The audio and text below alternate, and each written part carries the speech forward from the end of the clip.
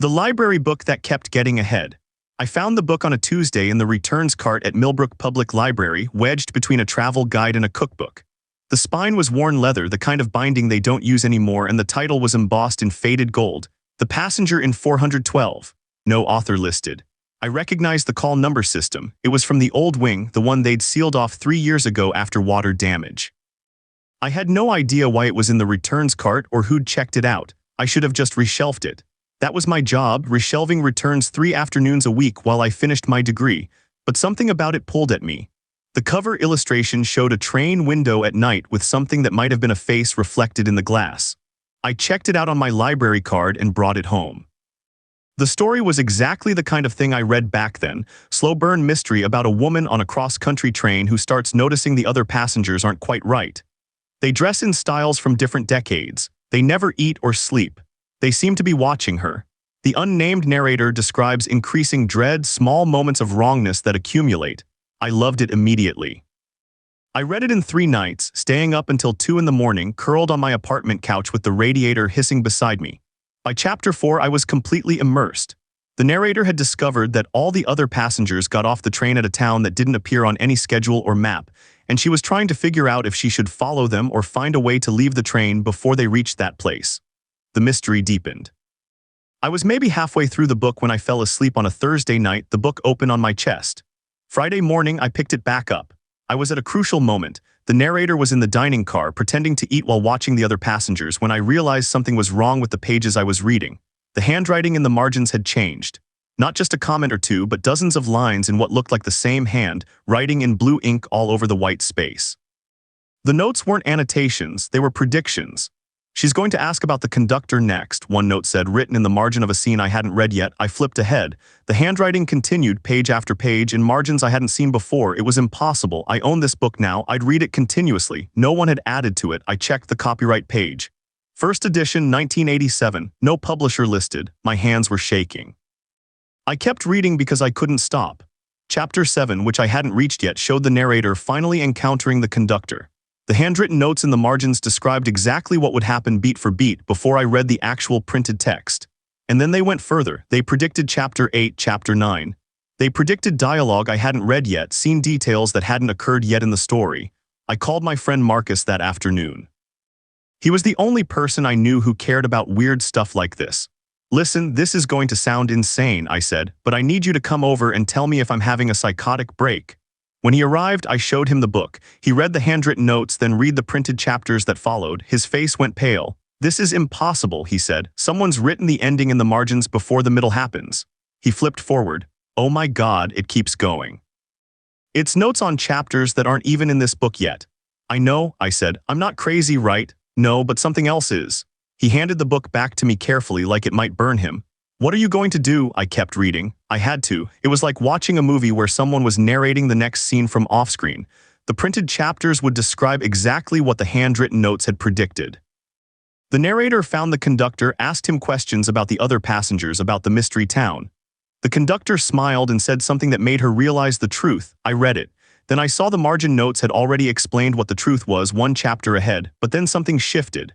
Around chapter 12, the handwritten notes stopped matching up perfectly. The printed text would deviate slightly from the predictions in the margins. A detail would be different. A piece of dialogue would be rephrased. And when I checked the margins of the next chapter, the handwriting would be frantic now, crossing things out, writing corrections, adding urgent notes in spaces that hadn't existed before. "No, that's not what happens," one note read. "The train stops at mile marker 14, not 16. But the printed text clearly said 16. I called Marcus again. "It's changing," I said. "The handwriting, it's like whoever wrote it is rereading it, noticing it's different from what they predicted." "That doesn't make sense," Marcus said. "That would mean I know what it means." I brought the book back to the library on Monday. I didn't return it to the cart. I took it directly to Mrs. Chen, the head librarian. "This book," I said. "Where did it come from? Who checked it out?" She took it, frowning. "That's strange. According to our system, this was cataloged in 1987, but it's not showing any checkout history. It shouldn't even be in the returns cart." "I need you to look at something," I said. I opened it to chapter 12, where the handwriting had become erratic. Mrs. Chen put on her reading glasses. She turned the pages slowly, studying the margins. When she looked up, she looked ancient. "Where did you get this?" "The returns cart last Tuesday." "We don't have a book like this." "We've never had a book like this." She closed it carefully. And I'm going to tell you something because you're a good worker and I don't want you touching this again. About 20 years ago, when the old wing got water damage, we found a section of books that no one remembered ordering. No one could find records of who donated them or how long they'd been here. They were all damaged, so we were supposed to dispose of them. But a couple of the staff kept some, took them home. One of them was Mrs. Patricia Holder, who used to work here. She came back a few weeks later, very upset. She said the book she'd taken, she wouldn't tell me which one, had started changing. She said things were written in it that she didn't write, that couldn't have been written. She wanted to know if anyone else had taken books and experienced the same thing. What happened to her? I asked. She moved away, somewhere north. She asked me to make sure anyone who found books like that would understand they weren't safe to keep. So you understand? I nodded. I understood. But that night I couldn't stop thinking about it. The handwriting had been frantic in the later chapters. Whoever had written those notes, or whatever was writing those notes, was trying to communicate something. They'd been watching the story unfold in real time, predicting it, and then they'd started to realize their predictions were wrong. That something was changing beneath their hands, that they weren't in control of what was happening. I went back to the library when Mrs. Chen wasn't there. I returned to the sealed-off section of the old wing where you could push through the yellow caution tape if you were determined. The water damage was obvious: stains on the walls, warped shelving, but the shelves weren't empty. Books lined them, dozens of them, all with faded spines and worn leather covers. I pulled one at random. The margins were full of handwriting, predictions, corrections, angry scratches where words had been crossed out. I pulled another, same thing, and another. All of them were trying to predict their own endings. All of them were failing. I think about Mrs. Holder sometimes. About what it would be like to keep a book that knows what's coming, watches you read it, and then realizes that the future it predicted doesn't match the future that actually arrives. To write in the margins, trying to correct the story, trying to warn the next reader, trying to understand why your predictions keep failing. I think about what's left to write in a book like that. And I think about how many readers have taken books from that cart over the years, thinking they'd found something special. How many of them kept them? How many of them noticed the handwriting starting to appear, page by page, chapter by chapter, as they read? And I think about what Mrs. Chen didn't say, which was whether Mrs. Holder ever came back to the library asking for a different book. Whether she took another one home, whether somewhere north she's still reading, still writing, still trying to predict an ending that refuses to stay predicted. I haven't been back to the sealed section. But sometimes on nights when I can't sleep, I open the book I took home. Yes, I took it, I know I shouldn't have, and I check the margins.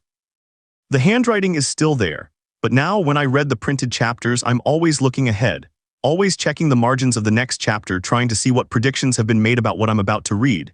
Last week, I found a new note in the margin. In handwriting I didn't recognize. It said, "Someone else will bring this back, someone else will take it home, someone else will start to notice." I checked the margin of the chapter after that, but the space was blank. Waiting to be written in, waiting for whoever reads next to fill it. I'm thinking about returning it to the library, about putting it back in the returns cart and walking away. But I keep wondering if that's what I'm supposed to do.